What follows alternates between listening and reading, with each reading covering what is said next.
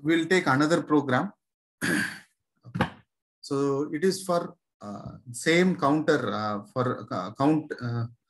Previously, we have seen counter 1. So here we will see counter 0 and mod 1. Okay. So what is the take? Assume 1 hertz. The external clock is being fed into the particular port pin. That is here the pin is timer 0. Then automatically it should be counter 0, right? Automatically it should be counter 0 because this particular pin will always connect to the particular counter. Okay. So write a C program for counter 0 mod 1 to count the pulse and display the status of the TH0 and TL0 register on port 2 and port 1. The only difference is here when compared with previous program, only different these two. The rest, everything are same. Here you should set your counter 0. What is the counter 0? So higher 4 bits we are not going to use. Only lower 4 bits we are going to use. So here it should be replaced with 1. Your C by T, it should be replaced with 1. And what is the mod? Mod is 1. So for mod 1, it is 0, 1. This is for the lower 2 bits should be 0, 1. So as per what is the value? It should be finally we should place 0, 5.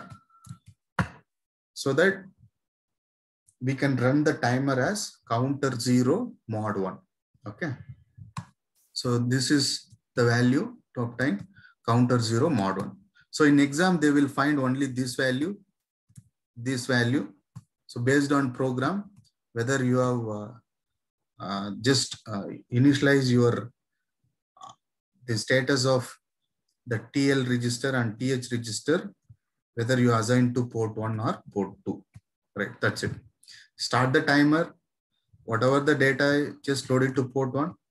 Check for the flag. No. Come to do. That's why we use do while in order to update the status of each and every value of TL register and TH register to the particular port. Once all the values are loaded, if it is the final value FF, then just stop the timer. This is for stop the timer. So this is how we can check out. This is for clearing the flag. Right. So rest everything. See, so this particular pin, you have to set it as input pin. So that's why we are placing we are just assigning the variable external input frequency equal to 1. This is a variable, small, simple variable. If you assign to 1, if you are assigning 1 to that particular variable, then this particular input, the particular pin will act as an input pin. This you should understand. First step, make it as input pin. Select the mod, that is counter and mod, and load the initial value. Okay.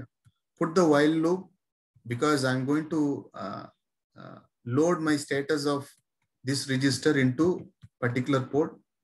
So in order to continuous process, so you can use do while. So check for the flag, do it, whatever the status in the particular thing. Before that, turn on your timer. Once the flag is reached, turn off the timer. That's it.